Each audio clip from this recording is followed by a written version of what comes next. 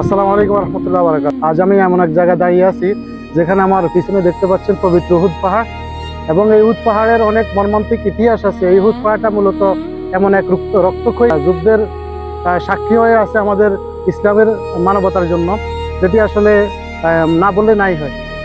এই পাহাড়কে নিয়ে রাসূল সাল্লাল্লাহু আলাইহি সাল্লাম অনেক বাণী দিয়েছিলেন এবং বলেছিলেন যে এই পাহাড়টি মূলত আমাকে ভালোবাসে, আমি উহুদ পাহাড়কে ভালোবাসি। আজকের ভিডিওতে আমি আপনাদেরকে নিয়ে যাব সেই 1400 বছর আগের পুরনো অতীতে, যেখানে রাসূল সাল্লাল্লাহু আলাইহি সাল্লাম কত রক্তক্ষয়ী যুদ্ধে তিনি অংশগ্রহণ করেছিলেন, যা মানে বলা বাহুল্য। কিভাবে এখানে যুদ্ধের মোড় ঘুরে গিয়েছিল এবং কি ধরনের শিক্ষা আজও আমাদেরকে পাহাড় দিয়ে যাচ্ছে, সেটা আমি তুলে ধরার চেষ্টা করব। আমি এখন এখানে দাঁড়িয়ে সেই দিনটির হৃদয় স্পন্দন অনুভব করতে পারছি। কতটা ভয়ঙ্কর ছিল সেদিনের উহুদের যুদ্ধ। আমরা হয়তো ছিলাম না, কিন্তু আমরা ইতিহাসের মাধ্যমে তা জানতে পারছি। বদর যুদ্ধের পর আমি যে এখন বলছি আসলে আমার শরীরের লোম দেখেন পছন্দ হয়ে গিয়েছে।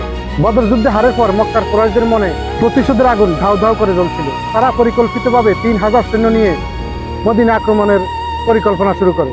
মদিনার সাহাবীরা সংখ্যা ছিলেন 1000, পরে 3000 জন হয়েও আব্দুল্লাহ ইবনে উবাই মুনাফিক তার 300 সহচর নিয়ে সরে পড়েন এবং সে রাসূল সাল্লাল্লাহু আলাইহি সাল্লামের সাথে বিশ্বাসঘাতকতা করেন। কিন্তু এই চরম বিশ্বাসঘাতকতা এবং এই চরম বিশৃঙ্খলা সৃষ্টি করার পরও রাসূল সাল্লাল্লাহু আলাইহি সাল্লাম যেভাবে যুদ্ধটিকে সংগঠিত করেছিলেন, সেটা আসলে বলার মতো কোনো ভাষা রাখে না।